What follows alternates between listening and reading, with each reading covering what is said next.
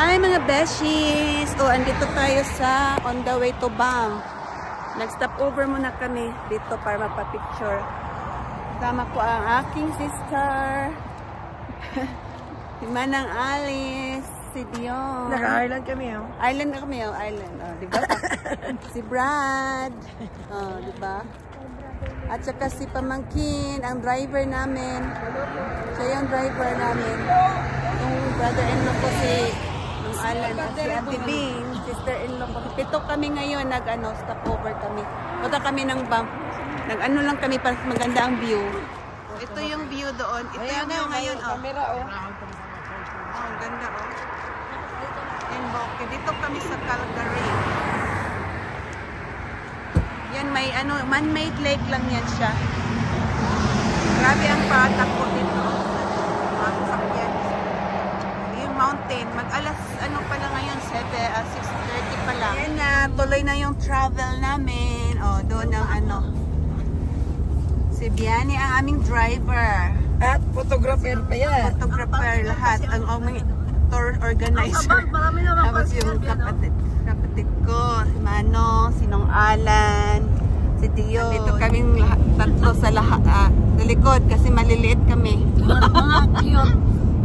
Mga cute na sa... Hindi ako dyan. Talagang totoo naman. Kasya kami tatlo ito.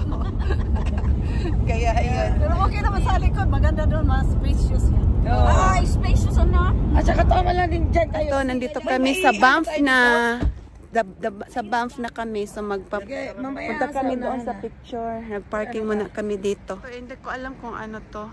Arena entrance. Pero dito nag-park kami. So walang masyadong tao. Kasi sa pay oras, mga 7 pa. Ayan yung dito, sa parking.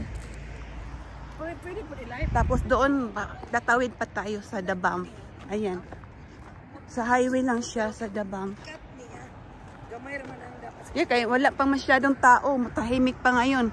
Nung ibang vlogger noon, ang dahaba ng pila dyan. Kaya okay lang.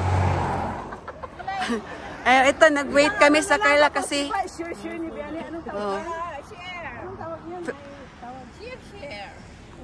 Ito, kami lang, walang masyadong tao. So, mayroon lang tong dalawa kanina pa to eh. Matapos-tapos. So, ito yung may trees. Ayan. Ayan. Dito yun sa highway lang yung The Banff na word. Highway lang. Doon kayo mag-park doon.